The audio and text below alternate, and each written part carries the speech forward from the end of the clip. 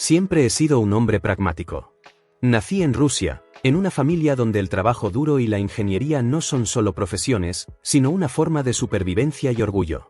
Mi padre es dueño de una cadena de hoteles boutique. En nuestros términos, somos ricos, pero en el sentido ruso de la palabra, tenemos recursos, no tenemos un fondo fiduciario que nos pague la vida por respirar. Tras cumplir con mi servicio nacional, decidí cruzar el charco para estudiar ingeniería en la costa este de Estados Unidos. Fui aceptado en una universidad de prestigio, y gracias a mi historial deportivo en salto de altura y baloncesto, logré que me otorgaran una pequeña subvención que alivió la carga de las matrículas internacionales. Fue en ese entorno, rodeado de la típica élite universitaria americana, donde conocí a Natalia. Ella era de Connecticut, estudiaba Bellas Artes y provenía de una familia cuyo patrimonio podría hacer palidecer a mi padre. Natalia era hermosa, carismática y tenía un don especial para el drama. Nos mudamos juntos a un departamento fuera del campus. Aunque sus padres vivían a menos de una hora, ella prefería mi espacio, alegando que necesitaba independencia artística. Desde el principio, noté la disonancia cognitiva de Natalia.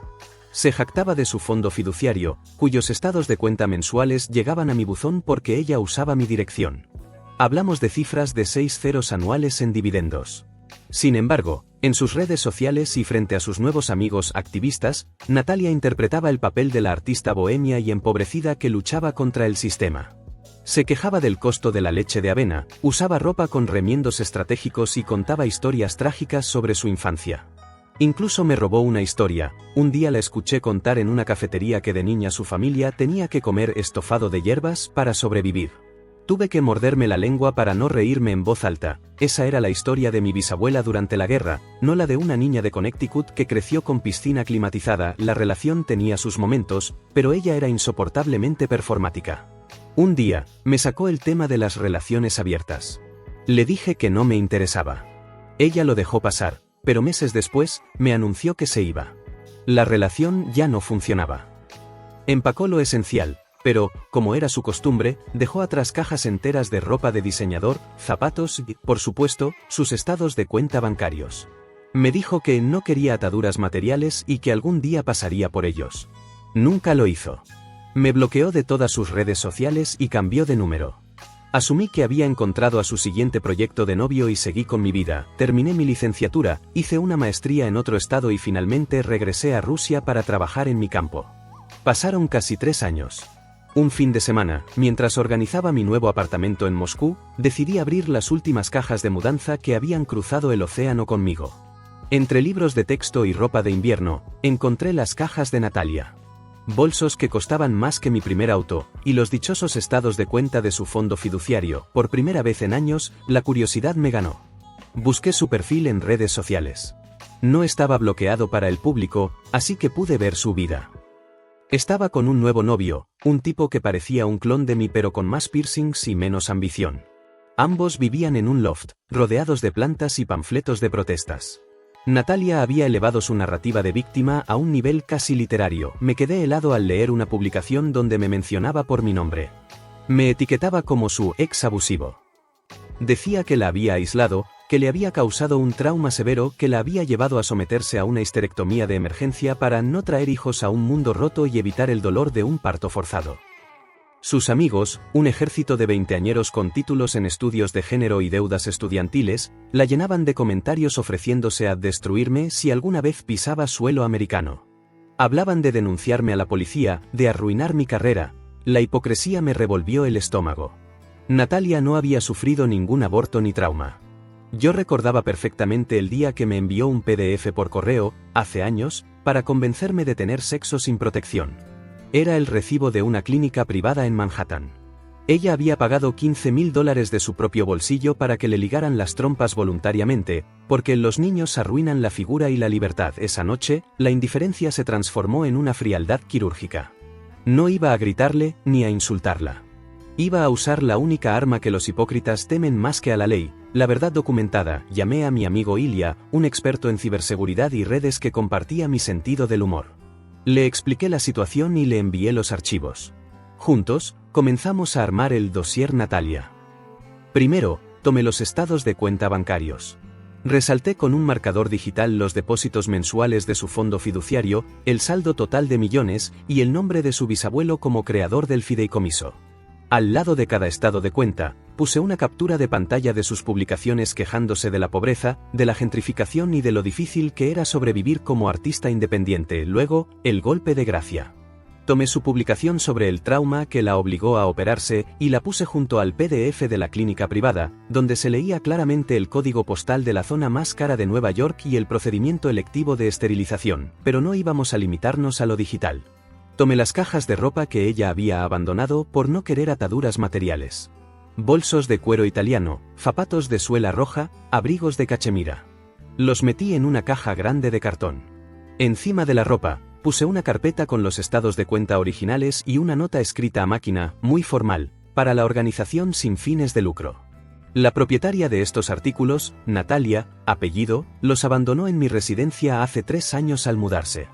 Dado su constante prédica sobre la lucha contra la desigualdad y su supuesta falta de recursos, estoy seguro de que su organización puede subastar estos artículos de lujo en eBay para recaudar fondos para los desvalidos. Adjunto los estados de cuenta de su fondo fiduciario para que entiendan que ella no necesita estas cosas, y para que verifiquen que no son robadas. Atentamente, un ex compañero de piso. Enviamos la caja por correo internacional certificado a la dirección de la ONG donde Natalia trabajaba como coordinadora de arte comunitario. Al día siguiente, Ilia y yo iniciamos la campaña digital. Usamos cuentas anónimas y bots para inundar los muros de los amigos de Natalia, de su novio y de las organizaciones a las que ella seguía. No insultamos. Solo publicamos las imágenes del dossier. El contraste entre la artista hambrienta y traumatizada y la heredera millonaria que se esterilizó por vanidad fue un tsunami. Las primeras 24 horas fueron un espectáculo.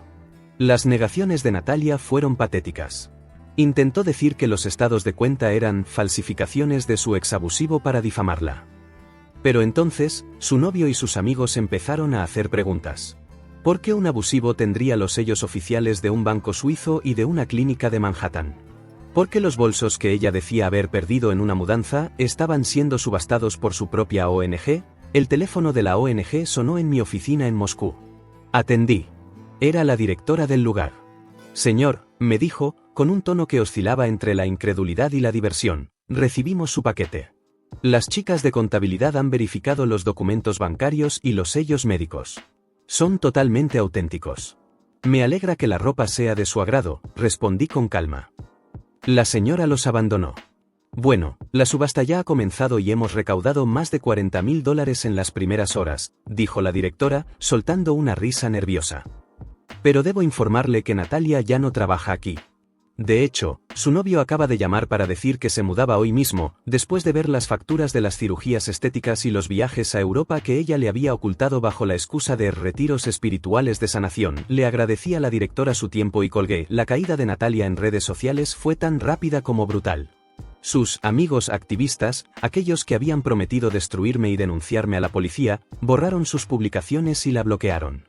La narrativa de la sobreviviente valiente se desmoronó cuando se hizo público que su trauma era en realidad un procedimiento de vanidad pagado con el dinero de su bisabuelo. El novio hipster desapareció, llevándose probablemente lo poco que ella tenía en cuentas no fiduciarias. Meses después, hice una última búsqueda. Sus perfiles públicos habían sido borrados o privatizados. La artista bohemia había tenido que regresar a la trinchera de lujo de sus padres, a la mansión de 8 habitaciones en Connecticut que tanto fingía odiar. A veces me pregunto por qué mintió. ¿Por qué necesitaba inventar un monstruo cuando la realidad era que yo era un estudiante de ingeniería que le pagaba la mitad del supermercado? Pero luego recuerdo que la gente como Natalia no vive en la realidad, vive en la narrativa. Y cuando la realidad choca contra la narrativa, ellos eligen destruir la realidad. Lo que no pudieron destruir fue mi paz. Hoy sigo en Rusia, dirijo mi propio departamento de ingeniería y, cuando tengo tiempo libre, leo historias de venganzas en Internet. Me causan una profunda satisfacción. No por maldad, sino por la certeza de que, al final del día, los recibos bancarios siempre ganan. Y si alguna vez Natalia lee esto desde el sótano de la mansión de sus padres, espero que esté disfrutando de su estofado de hierbas. Con amor, desde Moscú.